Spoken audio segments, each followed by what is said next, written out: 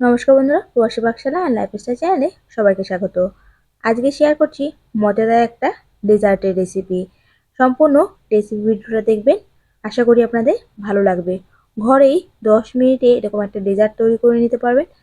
যদি মিষ্টি খেতে ইচ্ছা হয় চটজলদি এরকম করে বানিয়ে নিতে পারেন। আবার অনেক সময় ঘরে যদি গেস্ট আসে, গেস্টের জন্য কিন্তু এভাবে বানিয়ে দিতে পারেন। দেখে নিন সম্পূর্ণ রেসিপি। দেখে নিশ্চয়ই বুঝতে পারছেন মিষ্টিটা কী দিয়ে তৈরি করছি।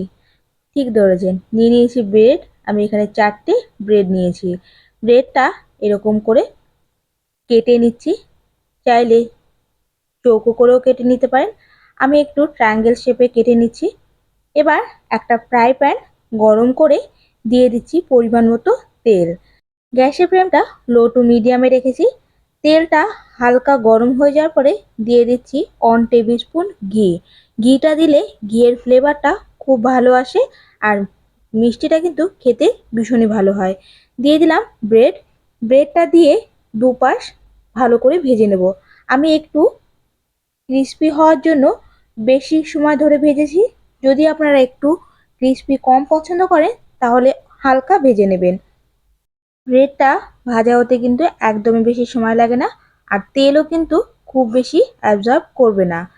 ব্রেডটা ভাজা হচ্ছে, এর মাঝে আমি একটা বোলের মধ্যে দিয়ে দিলাম 1 টেবিল স্পুন কর্নফ্লাওয়ার। যদি আপনাদের কাছে কাস্টার্ড পাউডার থাকে অবশ্যই কাস্টার্ড পাউডার দিয়েও তৈরি করে নিতে পারেন। দিয়ে দিলাম সামান্য একটু দুধ। দুধটা দিয়ে ভালো করে এরকম করে একটু গুলে রেখে দেবো। অপরদিকে আমার ব্রেডগুলো কিন্তু ভাজা হয়ে গেছে। আমি আগেই বলেছি যে ব্রেডটা আমি একটু ক্রিস্পি করে ভেজে নিয়েছি।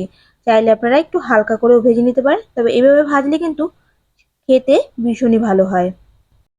সব কটা ব্রেড কিন্তু আমি একবারেই ভেজে নিয়েছি। ফ্রাই প্যানটা একটু বড় বলে আমার একবারেই কিন্তু সবকটা ব্রেড দেওয়া হয়ে গেছে। এবার এই ফ্রাই প্যানটাই পরিষ্কার করে নিয়েছি। তাতে দিয়ে দিলাম 2 কাপ দুধ। 500 ml দুধ দিলাম। আপনাদের যতটা কোয়ান্টিটিতে তৈরি করবেন সেই অনুযায়ী দুধটা কম বেশি করে দেবেন, সঙ্গে ব্রেডটাও কম বেশি করে নেবেন। দিয়ে দিলাম 1/4 কাপ চিনি। 1/4 কাপ মানে 4 টেবিল স্পুন চিনি দিলাম। চিনিটা দিয়ে নাড়াচাড়া করে ভালো করে মিশিয়ে নিলাম। এবার অপেক্ষা করব ফোটার জন্য। একটু ফুটে ওঠার পরে দিয়ে দিলাম সামান্য একটু স্যাফরন। স্যাফরনটা যদি আপনারা কাস্টার্ড পাউডার দিয়ে তৈরি করেন তাহলে আর দিতে হবে না। আর স্যাফরনটা সম্পূর্ণ অপশনাল, একটা সুন্দর ফ্লেভার আর কালার আসার জন্যই দিয়েছি। ভালো করে ফুটে ওঠার পরে যে কর্নফ্লাওয়ার আর দুধের গোলটা করে রেখেছিলাম দিয়ে দিলাম। দিয়ে আবারও নাড়াচাড়া করে ভালো করে মিশিয়ে নিচ্ছি। যেহেতু কর্নফ্লাওয়ার আছে দুধটা কিন্তু খুব সহজে ঘন হয়ে যাবে। ফ্লেভারের জন্য সামান্য একটু ভ্যানিলা দিয়ে দিয়েছি। ভ্যানিলার পরিবর্তে এলাচ গুঁড়ো কিন্তু দিয়ে দিতে পারেন। ফ্লেভারটা আপনাদের পছন্দ মতো যে কোনো ফ্লেভার দিয়ে কিন্তু তৈরি করে নিতে পারেন। গ্যাসের ফ্লেমটা এই অবস্থায় লোতে রাখলাম।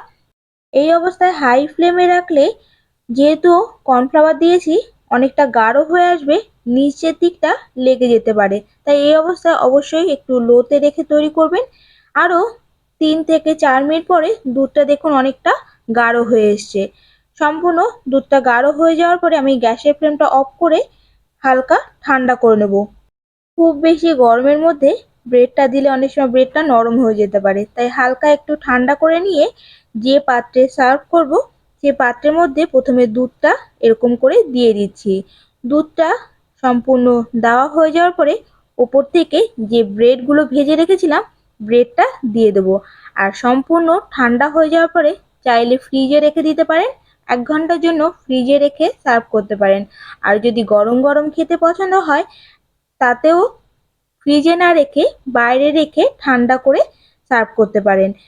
গার্নিশিং এর জন্য আর টেস্টের জন্য উপর থেকে কিছুটা ড্রাই ফ্রুটস কুচি ছড়িয়ে দিচ্ছি। কেমন লাগলো রেসিপি অবশ্যই জানাবেন। আর রেসিপি ভালো লেগে থাকলে চ্যানেলটা অবশ্যই সাবস্ক্রাইব করে দেবেন।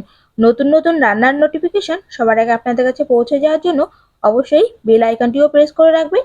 সবাই ভালো থাকবেন, সুস্থ থাকবেন। দেখা হচ্ছে নতুন একটা রেসিপির সঙ্গে নতুন একটা ভিডিওতে। সবাইকে অনেক অনেক ধন্যবাদ।